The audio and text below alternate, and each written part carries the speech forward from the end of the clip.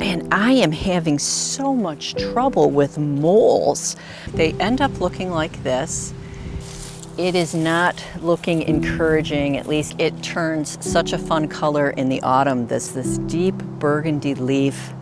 Hi, I'm Sue from Garden Moxie. Welcome to my garden. It is autumn, it's chilly, and the leaves are changing. I wanted to do a quick garden tour before all the leaves actually start falling. We're, I think, a little bit past our peak. So I just wanted to take you through the garden and kind of show you how things are looking here in the autumn. As you can see, everything is kind of winding down. We're at the end of the garden season. I garden here in Zone 6A in Southeast Michigan, and we've already had a couple of evenings when we've gotten some frost. Not a huge killing frost, but we're close to getting there. So let me turn the camera around and I'll show you how everything's looking. Well, one of the plants that I did want to share is this variegated Solomon seal. I think it turns such a fun color in the autumn, this bright yellow. I've got a couple of them throughout the garden. This is one of the plants that I did want to share because it really does look nice in the autumn as well as the springtime. It's got some cute little white flowers on it in the spring. It's got a nice green and white variegated leaf during the summertime. And now you can see during the autumn it has faded into this beautiful golden color. Now here I have my hornbeam hedge. The variety is Franz Fontaine. They're a bit more of a column shape. These will turn yellow. They're just starting to turn a little bit yellow now, but for the most part, these have not yet started changing. But these will hold their leaves through the winter time unless it gets really windy. And then once the new leaves start to emerge in the springtime, the leaves will fall and we'll get next season's leaves. So it still looks nice with the leaves being green here, and the birds definitely appreciate it. They like to hide in these trees. So yeah, for the most part, you know, the flowers have faded. Things are kind of starting to get frosted. The hostas are, you know, dying back for the most part. I do have some seedlings of some foxgloves that looks like they'll bloom next season. And you can see I've got some colors that are starting on the leaves in the front of the garden, which is really pretty. And we're surrounded. I've got a good borrowed view of my neighbor's trees. So it looks, when you look from the house to the outside of the garden, it looks really pretty with all the fall colors. If we just turn the camera around here and kind of face the back part of the garden, you can see how everything is turning colors. So I've got these two Japanese maples. The variety is Bloodgood, and these leaves are just starting to turn. These will get to be a brilliant, oh, just an absolutely gorgeous red color. They haven't turned that color yet, but they're just starting to start their color changing. And you can see in the background here, the forest pansy redbud trees are starting to turn yellow. And then I've got borrowed views of some maple trees that are turning orange in the background as well. So everything is looking very autumn-like here. So it's nice to see that we've got the leaves of this climbing hydrangea. They're starting to turn yellow, and the Annabelle hydrangeas are, you know, basically done for the season. I'll let these flowers turn brown, and I actually use these in my winter flower boxes. The color brown actually looks really nice with evergreens. I went through and cleaned up all of my perennial phlox from these 4 garden beds, and I'm getting ready to kind of redesign the planting for next season. So that's an exciting project I'll be working on in the wintertime.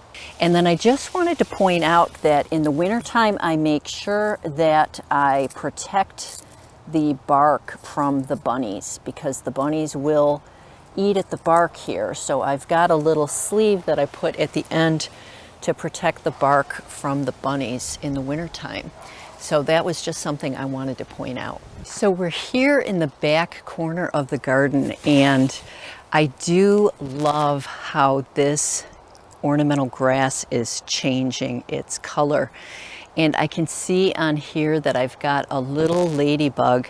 So I like to I actually don't cut this down until the springtime, just because I like to have some winter interest. And then this is a limelight hydrangea that I grew from stem cuttings, and that bloomed this season, and you can see it did a pretty good job of blooming. So I am having some trouble with the lilac. So strange, the lilac is actually blooming right now. These little blooms here. But I've got quite a bit of, I don't know, fungus or something on the leaves here. I just don't think that it's in the right spot. I don't think it gets enough sunlight. So I do like this little corner with the ornamental grass. I think it looks really nice in the autumn especially. And I am having so much trouble with moles. I haven't had trouble with moles for a couple of years, but this season I've got just tons of these mole tunnels in this grass here. And this underneath the forest pansy redbud trees. I do love it when the sun is shining through these leaves. You get a nice gold hue. But everything looks really very golden in this area of the garden. It's amazing now how different this shade border looks than it does in the springtime when the alliums are blooming and the geraniums are blooming. But we still have lots of interest.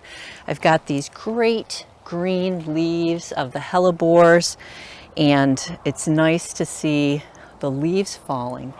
I'll be recovering the leaves and just placing them back into the garden to use as a mulch. And the boxwood for the most part are looking pretty good, but the box moth really got the boxwood in the center by the fountain. Yes, so the box moth for the most part, the boxwood on the sides that are surrounding the big borders are doing pretty well. This area here, especially this center area, got brutalized from that box moth. So I'm gonna have to really keep an eye on this area in the springtime. But yeah, here, I'm just trying to show you how this has all been eaten. This used to be very thick, and this is all from the boxwood moth. So it is not looking encouraging, at least not in this section of the garden, but we'll give it a try. We'll keep going at it and see if we can use the BT. But I just wanted to share that. I don't think that I'm going to be able to probably keep these boxwood. But the thing I love about the back garden is just these borrowed views from the trees behind in the autumn, and how pretty it looks to be able to see those big trees with all the colorful leaves. Again, the hornbeam trees in my yard haven't started changing yet, but I think everything is looking really pretty and very much like autumn here.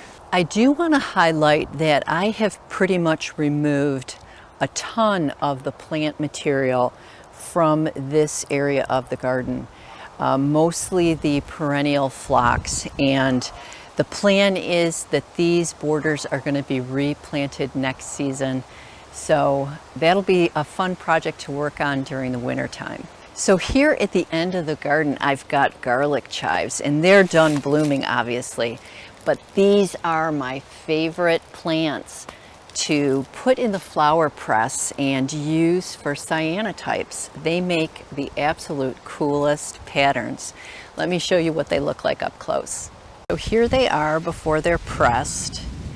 And I've got some that I'll show you how it actually looks like. They end up looking like this, and very, very pretty. They make a very pretty pattern when you use them for cyanotypes. So I'll be sure to collect some and put these in the flower press for this season. I do have to admit that I'm going to miss the leaves on the redbud trees. It makes such a nice little cozy nook in the summertime here along this path, but it does look pretty with all the golden leaves. So I do miss the leaves when they're gone.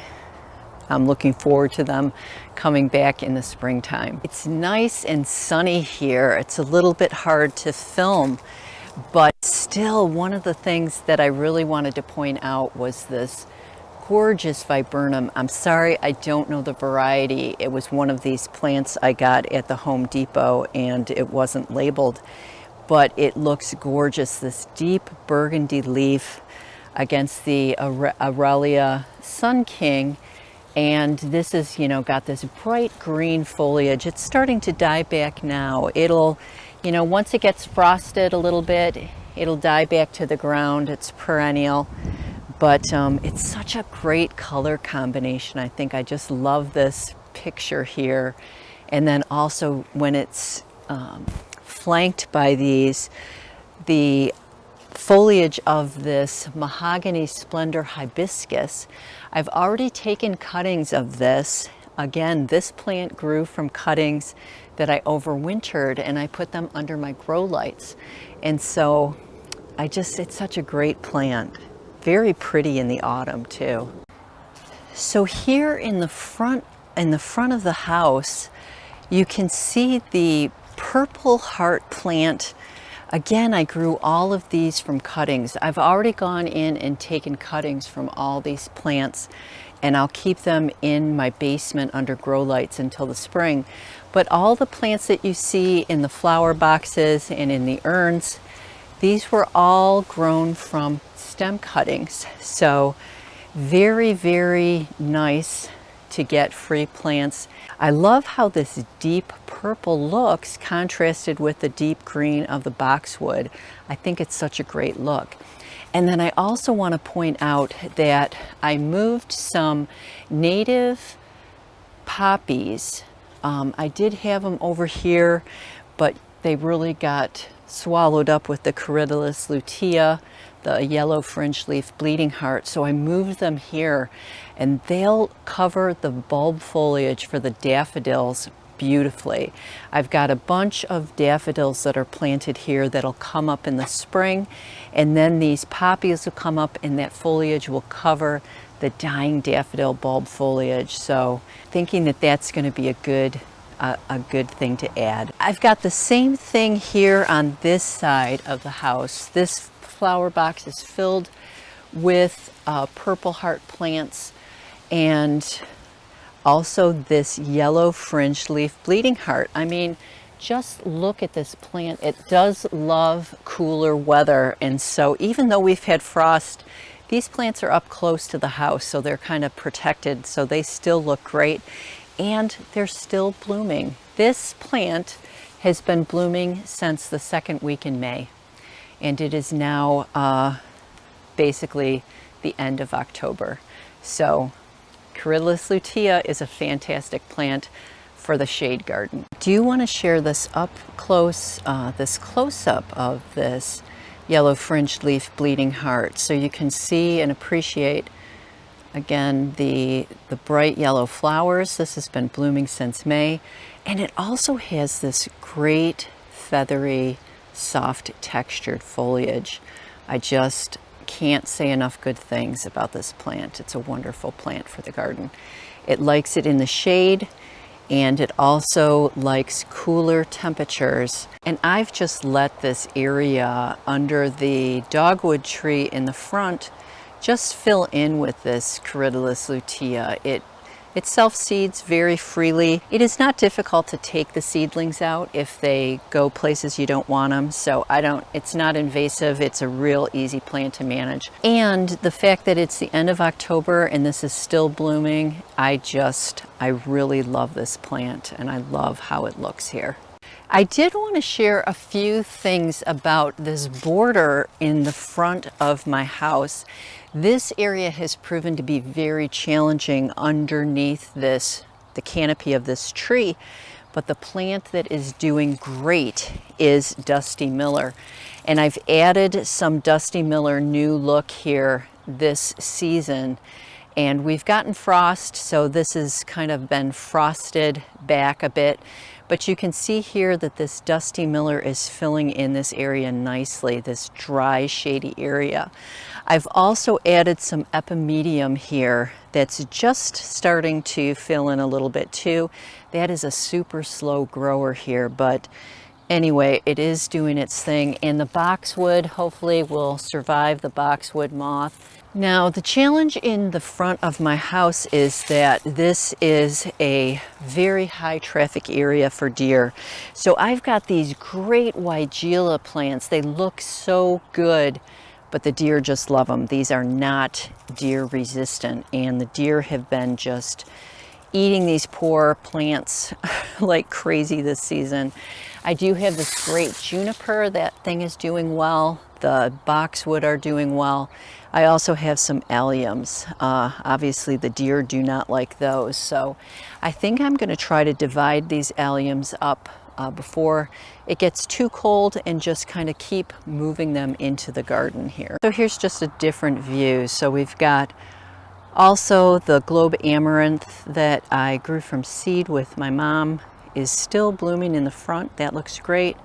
And then we also have the Japanese forest grass. That's actually started to turn like a little purpley tint.